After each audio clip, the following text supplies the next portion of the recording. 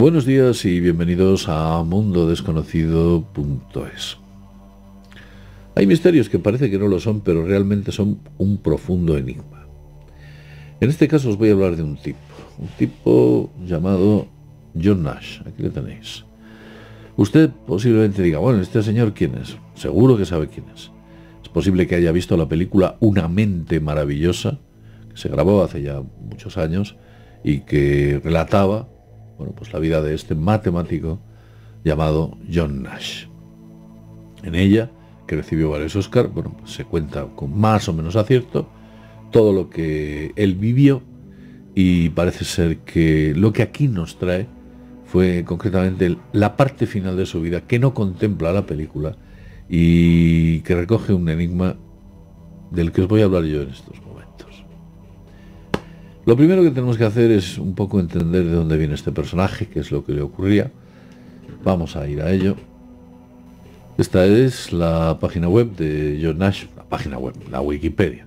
Vamos a centrarnos como axis del señor Nash, la propia Wikipedia. En ella pues explica que es un gran matemático, que recibió muchísimos premios, que estuvo en las mejores universidades del mundo, que fue por supuesto profesor de las mismas. Parece ser que no era un gran profesor, como le ocurría a otros, como Albert Einstein, que no eran grandes profesores, no tenían una capacidad didáctica de enseñar a los demás muy potente, y los alumnos se desesperaban en sus clases. Pues algo así le ocurría habitualmente a al señor John Nash. Estuvo trabajando para varios sitios, uno de ellos muy peculiar, y se llama la Rand Corporation. Veis aquí, aquí lo explica. Estuvo trabajando para la Rand, donde me acabo de colocar. Si leemos aquí, es curioso, porque a mí esto me hace gracia. Dice: la corporación RAND es una organización sin ánimo de lucro, laboratorio de ideas y un grupo académico expertos en análisis y formulaciones políticas. Muy bien. Ahí estuvo trabajando el señor Nash. Y el señor Nash, cuando aquí, bueno, pues leemos dónde estuvo trabajando, ¿veis? Aquí define a la RAND de esta manera.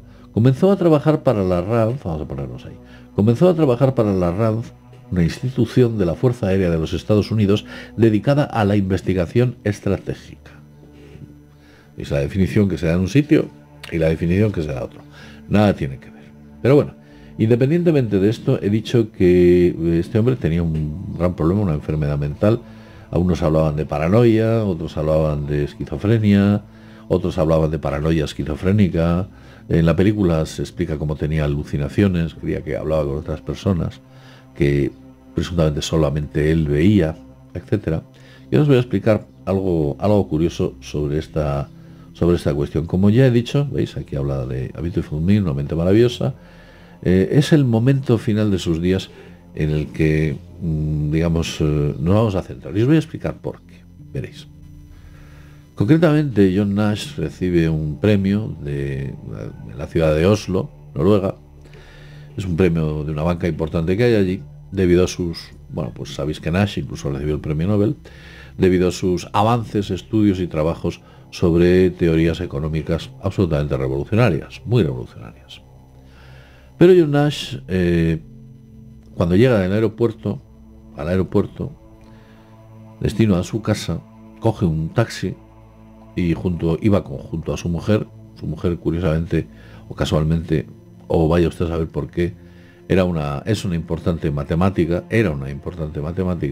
también, la gran matemática, y tienen, como explica claramente la Wikipedia, bueno, pues tienen un accidente y en ese accidente fallecen los dos. Pero, fijaos qué curioso, días antes, el premiado matemático Cedric Villani habló con Nash. Y Nash le dijo algo muy curioso. Le explicó un trabajo que llevaba efectuando durante mucho tiempo sobre la teoría de la relatividad de Einstein. Le dijo que ese trabajo que estaba haciendo reemplazaría la teoría de la relatividad de Einstein y explicaría mejor la gravedad cuántica. Sabéis que la teoría de Einstein es EmC². Bien.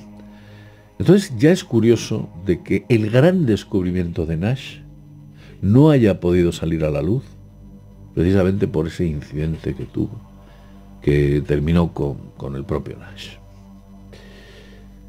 ¿Es todo esto casual? Bueno, pues lo mejor que podemos hacer es permitirme que os lo explique. Esperemos que el señor Cedric Villani, que parece ser que no ha dado señales de vida, nos explique qué es o qué herencia le dejó el señor Nash en los documentos para revisarlos. De momento no se sabe absolutamente nada. Todo ese trabajo de Nash, ese gran trabajo final, que posiblemente hubiera cambiado o cambiaría nuestra vida o la perspectiva de la ciencia que podríamos tener en unos próximos años. He dicho que permítame mostrarle algo que de manera gráfica usted lo va a entender perfectamente y es la mejor forma de hacerlo. Vamos allá. Veréis, efectivamente la mente de John Nash era una mente única, prodigiosa. Para entender lo que le ocurría, quizás formaba parte de sus paranoias, su esquizofrenia y todo lo que este hombre vivió. Para entender lo que le ocurría, lo mejor que podemos hacer es que imagine que su mente tiene unas fronteras, su mente, la mía y la de todos, unas fronteras claramente delimitadas y que son como una especie de emisora de radio.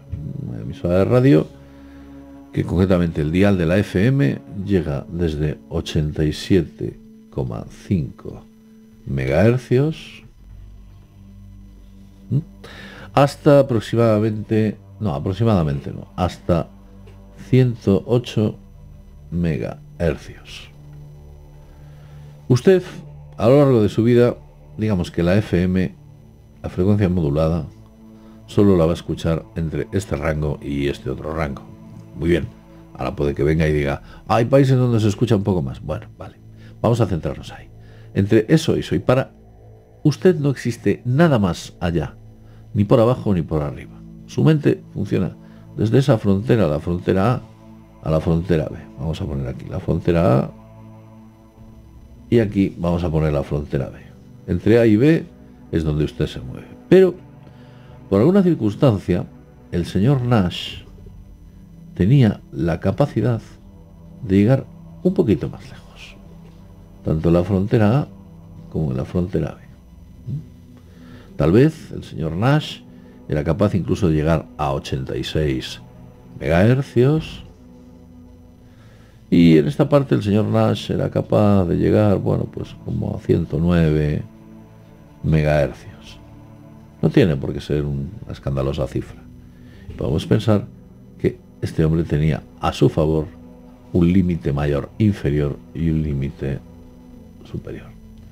Claro, evidentemente, los seres humanos normales se mueven, como ya he dicho antes, entre estos dos rangos y no hay más. Este es el fin de la fiesta.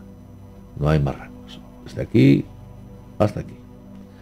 Pero el señor Nash, bueno, pues tenía un ancho de banda mucho más amplio. Como era una única persona que era capaz de oírlo, quiere decir que lo que él percibía no quiere decir que no existía. Lo que él percibía no existía para el resto de los mortales. Pero sí existía para el señor Nash, porque estaba viendo o estaba percibiendo informaciones que van más lejos de lo que habitualmente se puede llegar a percibir, tanto por un lado como por supuesto por otro. ¿Por qué os cuento esto? Veréis, la ciencia a lo largo de su historia ha ido evolucionando, y voy a usar la palabra evolucionando. Unas veces mejor, otras veces se equivocaba, luego se rehacía, modificaba sus tesis, volvía a rehacerse. Digamos que imaginemos por un momento que la ciencia en origen es un cuadrado. Y gente como el señor Nash, que tiene una mente más prodigiosa, permite ampliar las fronteras de ese cuadrado o un cubo. Vamos a dibujar aquí un cuadrado. Esta es las fronteras que amplía el señor Nash u otros que a lo largo de la historia dentro del mundo de la ciencia han ampliado estas fronteras. Tal vez Einstein, tal vez Newton, tal vez vaya usted a saber cualquier otro que se haya colocado y haya, bueno, pues decidido ampliar esas fronteras incorporando nuevas teorías y nuevas hipótesis. Como vemos, la caja de la frontera de la ciencia cada vez es mayor. En realidad, el dibujo no es correcto, porque si tuviéramos que hacer un dibujo, no sería tan perfecto, sino que la ciencia, dentro de su imperfección, se va corrigiendo y va adaptándose, modificándose. El cubo no es perfecto, sino que poco a poco va tomando, bueno, pues, unas formas que le permiten ir creciendo de una manera correcta. Para que usted me entienda de una manera más clara, es como que la ciencia, vamos a poner aquí ciencia terrestre, vamos a hacerlo así, ciencia terrestre, estuviese intentando llegar a la perfección. Esta es la perfección. Pasamos del P1 a la perfección 2, la perfección. Entonces, debido a su crecimiento, pues la ciencia a veces se acerca a la perfección, a veces se aleja y a veces se vuelve a acercar. Hay momentos de perfección e imperfección. Por supuesto, gente como el señor Nash lo que hace es que acerca la ciencia a la perfección. Personajes como pueda ser quizás Newton en algún momento pues acercó a la perfección. Personajes como puedan ser de una u otra naturaleza, Stephen Hawking u otro tipo de personajes, acercan a la perfección de la ciencia. Digamos que son creadores, mentes maravillosas. Pero imaginemos por un momento que nuestro mundo, tal y como nosotros lo concebimos, no es así.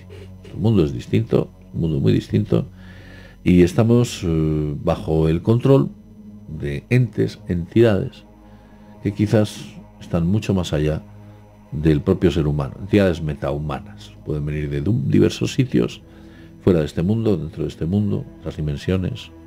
Esto cójalo como ciencia ficción, por favor. Imaginemos que hay una ciencia, vamos a poner aquí ciencia E de extraterrestre y la ciencia terrestre. La ciencia E ha tenido mucho tiempo, la ciencia extraterrestre, de evolucionar. Por tanto, su proximidad a la verdad está mucho más cerca. Como veis, bueno, pues la distancia que existe entre la verdad o las tesis correctas a veces se acercan y a veces se alejan, pero la ciencia extraterrestre, que está mucho más evolucionada, sus distancias son mucho más próximas a esa perfección.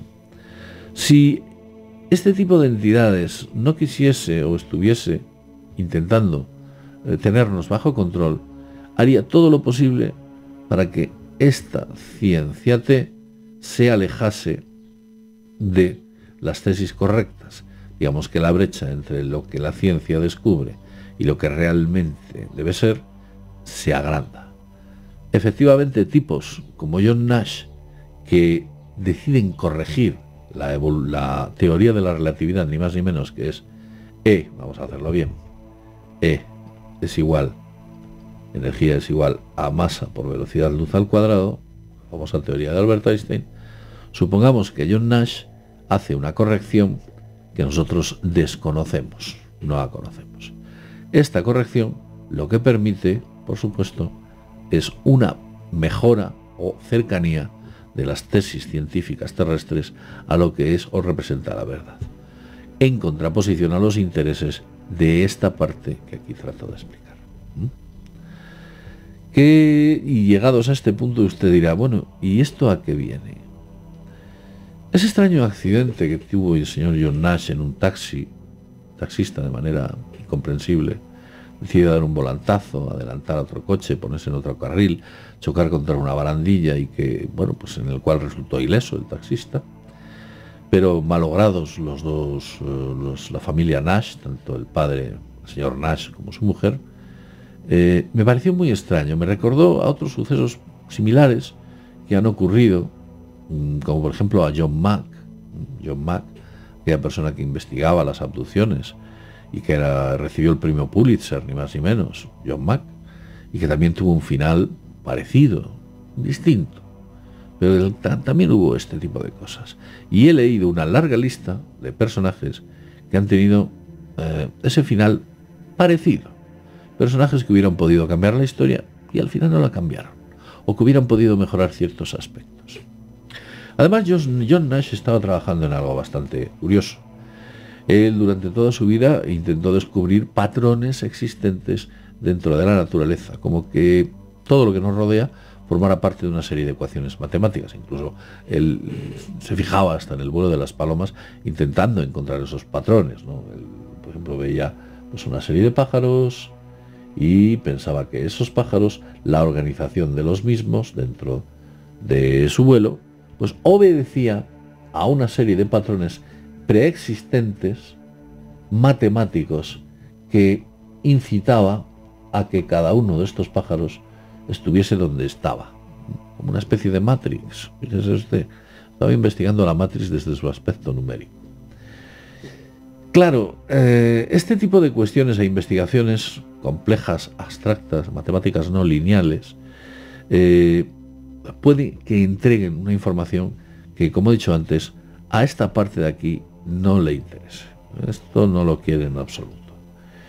Y yo planteo la hipótesis o la teoría de que en muchas ocasiones cosas que pensamos que son casuales tal vez no lo sean. Y usted ya me entiende, porque no puedo llegar más lejos de lo que estoy yendo. Como he dicho antes, no me lo invento. Bien, aquí explica la Wikipedia todo lo que ocurrió, más o menos. Habla de ese, aquí lo tenéis, habla de ese taxista, de ese error que cometió, que supongo que cualquiera lo podríamos cometer, a veces con más o menos fatalidad. Pero es curioso porque el taxista se llamaba Tarek. Tarek, es así como se llamaba. Tarek. Tarek quiere decir estrella de la mañana. La estrella de la mañana es Sirio. A veces se confunde con Osiris. Osiris, el que entregó el conocimiento a los seres humanos, que sería algo así, bueno, pues como Prometeo, que entregó el fuego a los seres humanos, y ya sabéis quién es el portador del fuego, el portador de la luz. Es curioso que haya ocurrido así, fijaos, como una especie de broma extraña que el destino entrega en base a esas matemáticas, algo curioso, algo peculiar, y que tal vez, y de alguna manera, bueno, pues es como que